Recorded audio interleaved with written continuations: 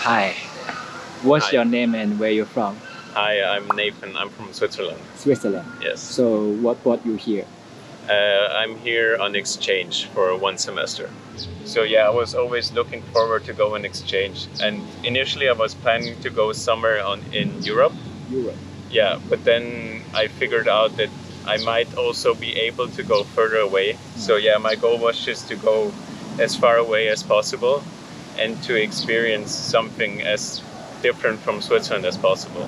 Yeah, I think that's the main reason. And also I heard a lot of good stuff about Japan, and I always wanted to come here for holidays. And then I thought, yeah, I mean, why not come and live here for a few months? How to pronounce your city name? It's called Wald. Wald. Yes, it means forest in German. Forest in German. Yes. Means like a rural area. Yes. Yes. It's a big difference comparing to Tokyo, right? Yes. Yes, we have 800 people that live in Wald. 800 people. Yes, so almost no one. So it's very, very different to here. No subway, no train. No subway. We have one bus that goes in every direction every hour. Mm-hmm. And yes, so you always have to think when you leave your house, how will I still get to a place, or will I still be able to get back home or not? So it's very inconvenient if you don't have a car. Yes, it's quite hard if you don't have a car. I would like to know, if you miss the bus, what will you do? If I miss the bus, either wait for another hour or you walk. You walk. Yes, or you go back home and you stay home. Or you try everything. I think I already did all of them. Is it already trained you to be a very punctual person? Yes, I think so. I mean, I think there's a cliche about Swiss people that they are very punctual. Mm-hmm. And yeah, maybe the thing with the bus in my home village, it helped me to get punctual. But yeah, I usually arrive like right on point or 1 minute late. 1 minute late? Yes. 1 minute late means you missed the bus. Yes. So after you came to Japan, Yes. what surprised you the most In Japan? in Japan? I mean, I was kind of prepared for Japan, I guess. Mm-hmm. But yeah, it surprised me like how safe it is.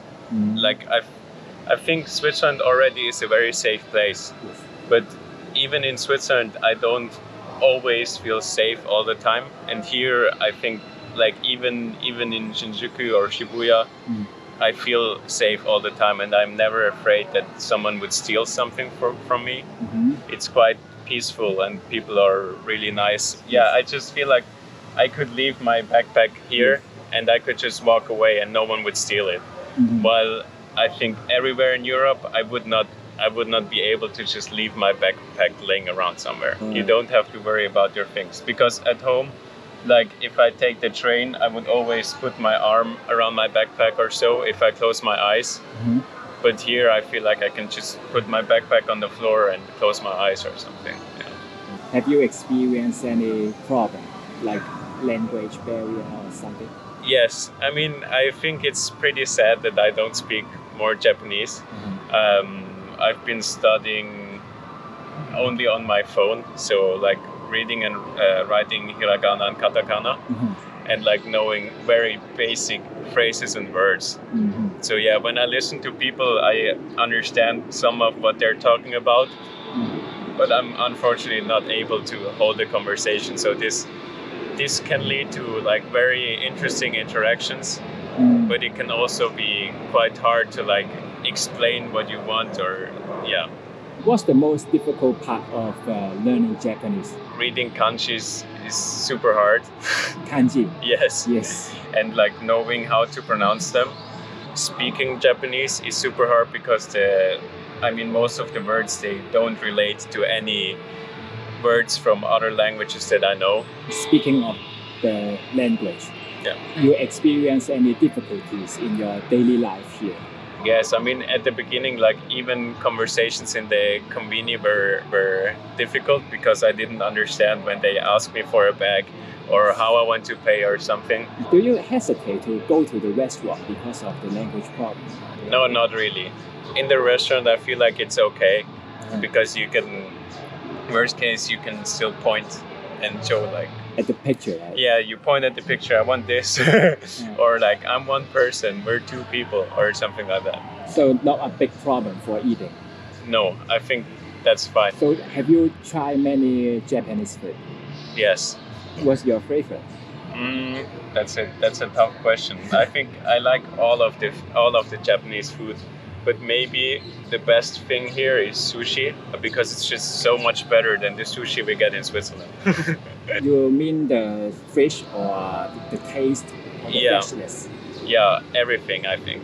I think like cheap sushi from Japan, it's better than very expensive sushi in Switzerland. We actually sometimes we make sushi at home as well. Yeah, in Switzerland, eating sushi, like for example at Christmas or something, it's kind of common. Eating sushi in Christmas is very common in Switzerland. I would not say that it's the most common food, but I feel like I know several people that sometimes do it. Do you know Japanese? KFC.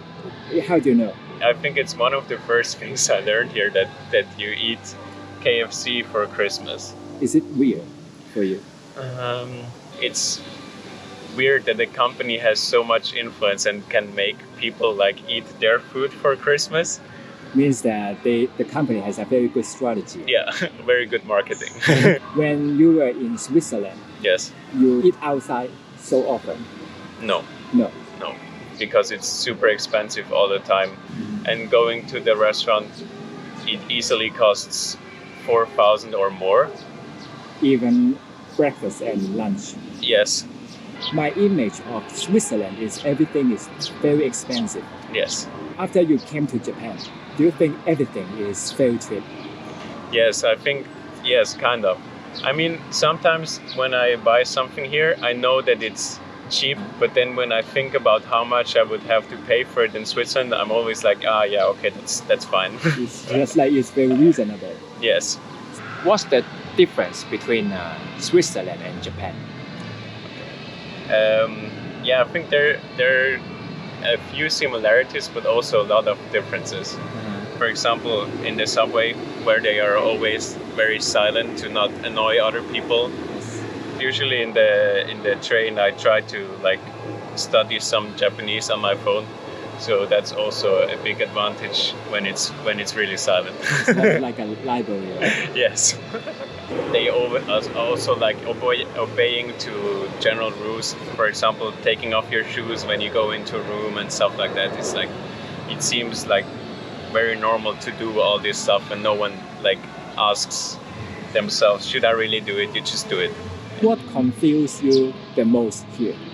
One thing that definitely confuses me is like how to separate rubbish, because I feel like it doesn't make that much sense to me because it's not so intuitive. Because for me, in my logic, I mean everything is combustible, so so I always don't know which one is the right bin to put your rubbish in.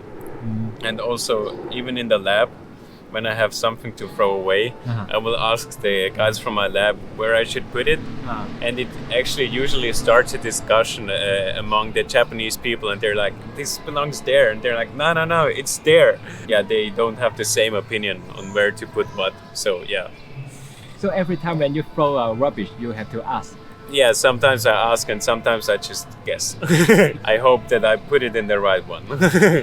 I feel like here if you have to fill out a lot of paper forms, and usually you always have to fill out the paper forms in the way that is expected, how to fill it out, and as soon as you have something that is a bit different or so, it gets very complicated very quickly, because then people wouldn't know what to do and they don't know about your case because it's not like the usual thing.